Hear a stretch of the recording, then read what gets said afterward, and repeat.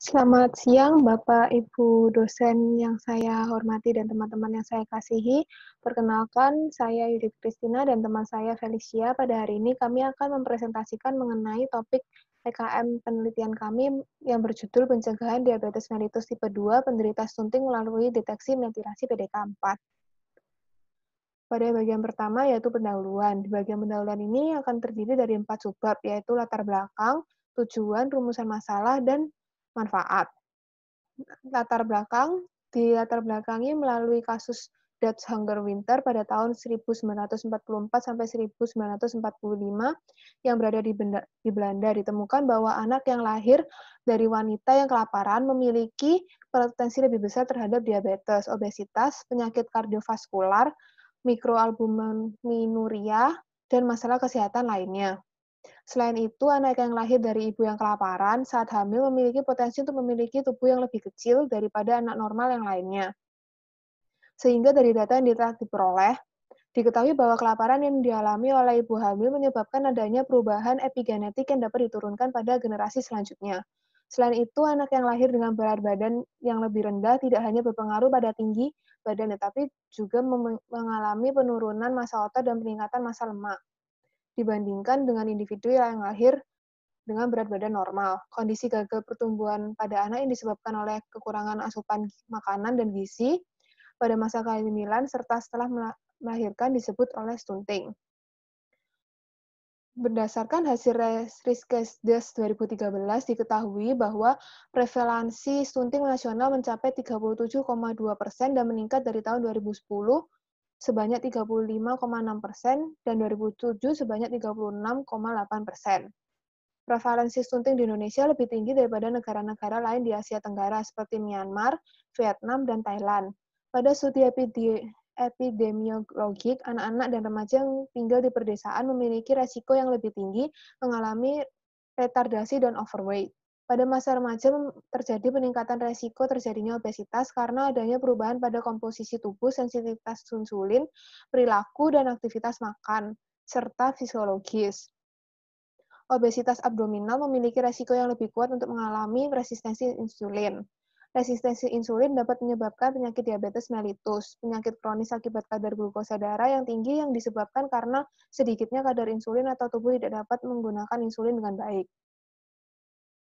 Lalu, selanjutnya, pada penelitian sebelumnya telah dibuktikan bahwa ekspresi PDK4 meningkat pada otot rangka tikus yang menerima infus emulsi lemak terus-menerus, mengindikasi adanya gangguan dalam penekanan PDK4 oleh insulin. Hal ini menunjukkan hubungan antar kadar asam lemak bebas dengan ekspresi PDK4 dalam otot.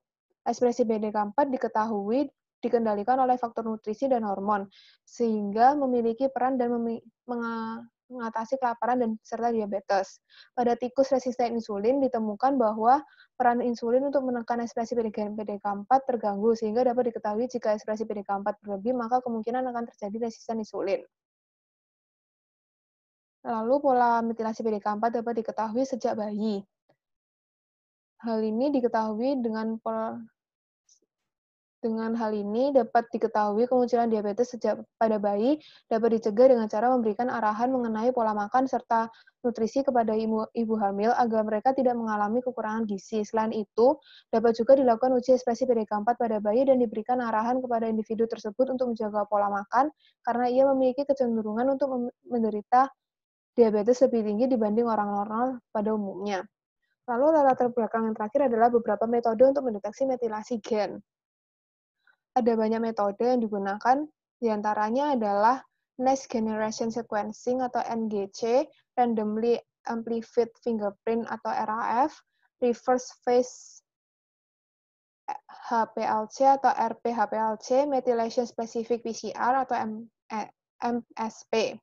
Pada penelitian ini, metode yang digunakan adalah MSP karena cepat, mudah untuk dilakukan, serta hemat biaya dibanding metode lainnya. Tujuan penelitian kami adalah menemukan metode deteksi dini pada diabetes mellitus tipe 2. Jika kemunculan diabetes bisa dicegah sedini mungkin, maka hal ini bisa menguntungkan dari sisi pembiayaan negara dan masyarakat. Rumusan masalah dari topik kami adalah, pertama, apakah perbedaan ekspresi gen PDK4 pada setiap perlakuan mencit yang dilakukan, karena kami melakukan 3 perlakuan, yaitu kontrol, restriksi, atau pengurangan nutrisi makanan, serta stunting. Lalu yang kedua adalah apakah metilasi gen PDK4 dapat digunakan sebagai alat untuk mendeteksi dini diabetes. Tujuan dan manfaat. Tujuan kami adalah mengetahui perbedaan ekspresi gen PDK4 pada setiap perlakuan mencit, lalu mengetahui metode deteksi dini diabetes dari metilasi gen PDK4.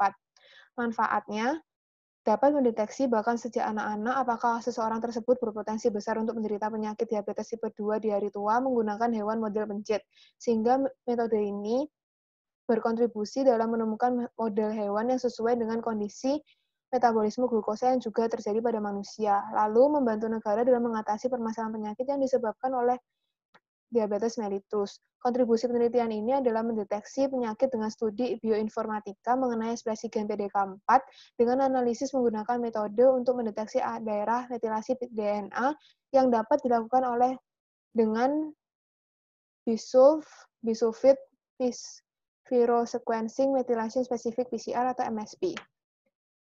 Metode penelitian pada proyek kami ada 4 tahap. Yang pertama, diawali dengan metode pembatasan kalori prenatal. Menentukan kebutuhan kalori harian setiap induk dengan cara mengamati jumlah makanan pada mencit betina yang berusia 6-7 bulan selama 14 hari atau 2 minggu. Kemudian, mencit betina diperkenalkan dengan mencit jantan untuk dikawinkan. Selanjutnya, pada pagi harinya dilakukan pengecekan sumbat kopulasi atau vagina plug. Jika terdapat sumbat kopulasi, maka dianggap sebagai kehamilan hari ke-0. Lalu, langsung dilakukan restriksi atau pembatasan makanan 50% dan kontrol dengan pemberian makan ad libitum. Selanjutnya, pada keturunannya diberikan 3 perlakuan. Pada kontrol dengan perlakuan makanan ad libitum, restriksi dengan pembatasan makanan kalori 50%, dan anakan dari mencit yang mengalami restriksi diberi makan normal. Selanjutnya adalah uji toleransi glukosa atau UTG. Uji toleransi glukosa ini dilakukan setiap 2 minggu.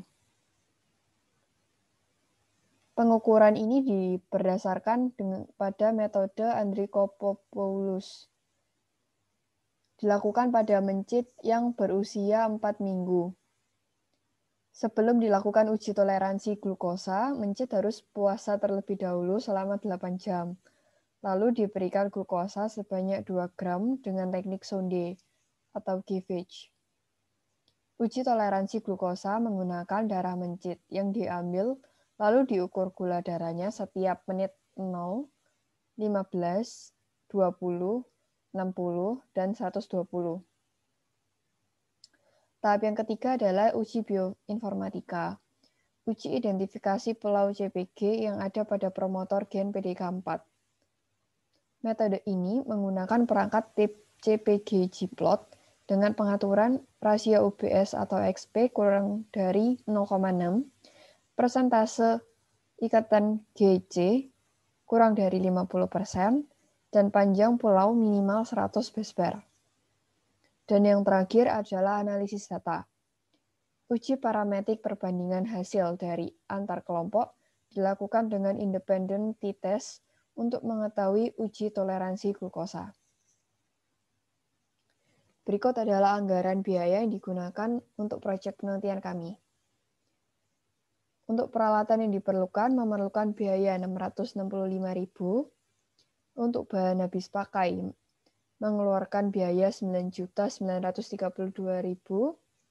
Untuk bahan lain-lain seperti kebutuhan kertas, printer membutuhkan biaya 790.000. Jumlah anggaran biaya sesuai prediksi kami adalah total 11.387.000. Berikut adalah jadwal kegiatan untuk proyek penelitian kami. Studi pustaka dilakukan pada bulan pertama sampai ke-8, penyiapan alat dan bahan pada bulan pertama sampai ke-2, mengawinkan mencit pada bulan ketiga, perlakuan makan baik normal maupun restriksi pada bulan ke-3 sampai ke-8, uji toleransi glukosa pada bulan ke-4 sampai ke-8, dan analisa metilasi gen PDK4 pada bulan ke-4 sampai ke-8. Sekian presentasi dari kelompok kami. Terima kasih atas waktu dan perhatiannya.